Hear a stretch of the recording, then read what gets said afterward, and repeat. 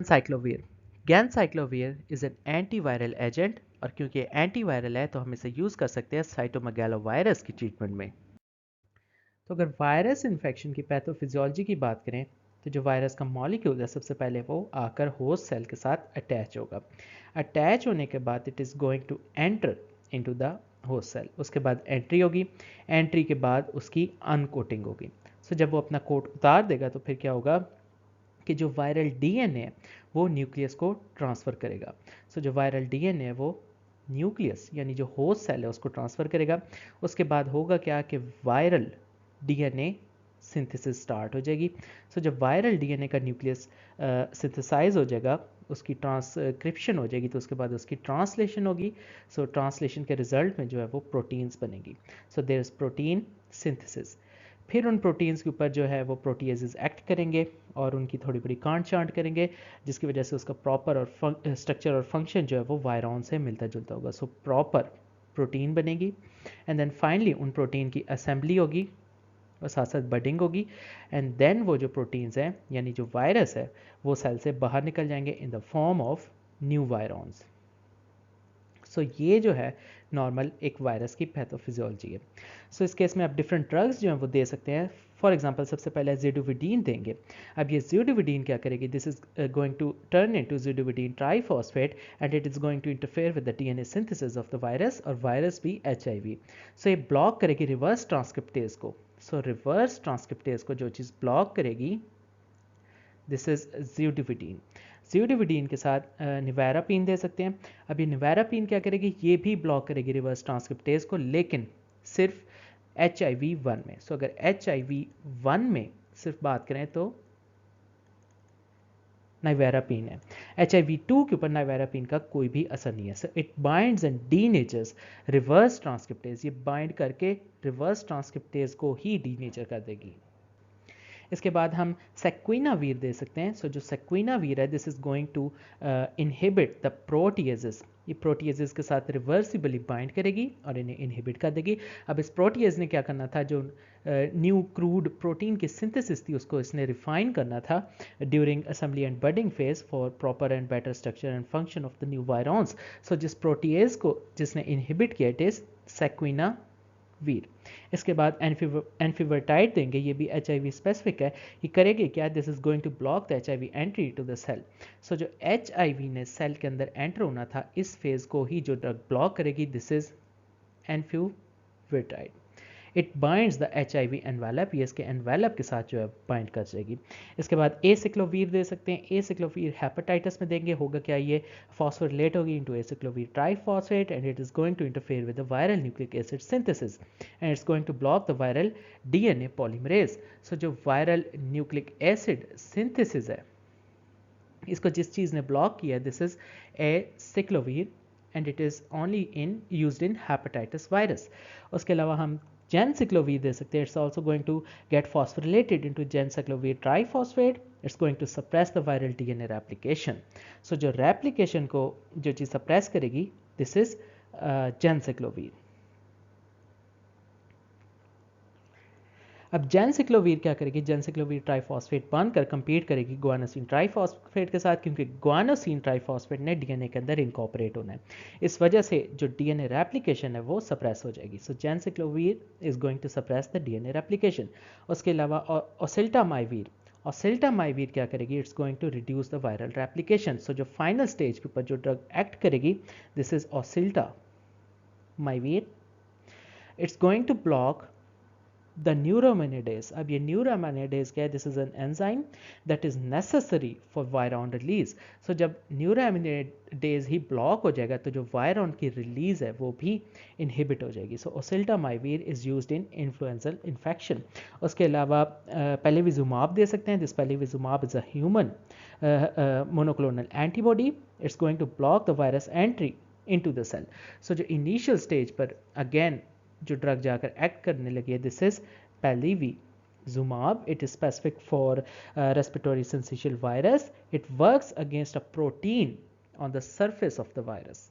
इसके अलावा हम इंटरफेरॉन अल्फा दे सकते हैं that is specific for hepatitis B and hepatitis C virus. अब इंटरफेरॉन अल्फा क्या करेगी, it's going to kill virus it's going to kill infected cells. अब ये किस तरह किल करेगी? It produces enzymes that degrade viral messenger RNA and the host messenger RNA of infected cells.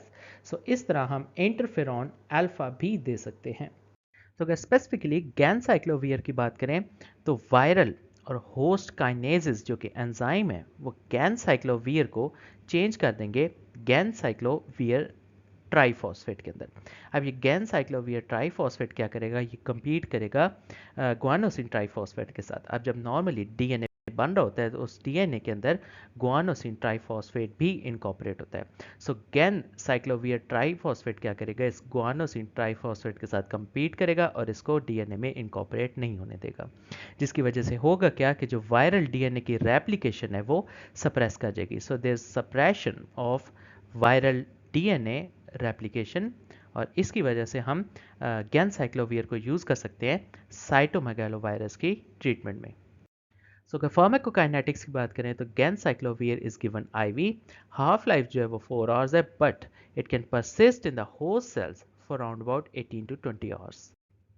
सो अगर clinical use की बात करें तो गैनसाइक्लोवियर को यूज़ करेंगे साइटोमेगालोवायरस इन्फेक्शन को ट्रीट करने के लिए in those patient who have AIDS और who have immunocompromised status. Toxicity या साइड इफेक्ट्स गैनसाइक्लोवियर की वजह से बोन मैरो डिप्रेशन हो सकता है, सो इसीलिए इसे हम सिर्फ लाइफ थ्रेटनिंग इन्फेक्शंस को ट्रीट करने के लिए यूज़ करेंगे। तो फाइनली अगर हम सारी एंटीवायरल ड्रग्स को समराइज़ करें तो इसके डिफरेंट ग्रुप्स बन सकते हैं। फॉर एग्जांपल पहला ग्रुप है दैट इज़ एंटी हर्पीज़। ये ड्रग्स हम हर्पीज़ वायरस के अगेंस्ट यूज़ कर सकते हैं। कुछ ड्रग्स जो हैं वो हम साइटोमेगालो वायरस के अगेंस्ट यूज़ कर सकते हैं। कुछ ड्रग्स जो हैं वो HIV वायरस के अगेंस्ट यूज़ कर सकते हैं।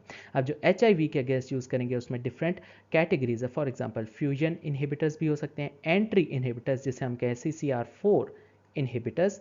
इसके अलावा कुछ रिवर्स ट्रांसक्रिप्टेज इनहिबिटर्स हो सकते हैं जिसमें न्यूक्लियोसाइड रिवर्स ट्रांसक्रिप्टेज इनहिबिटर्स या फिर non nucleoside reverse transcriptase inhibitors आ सकते हैं।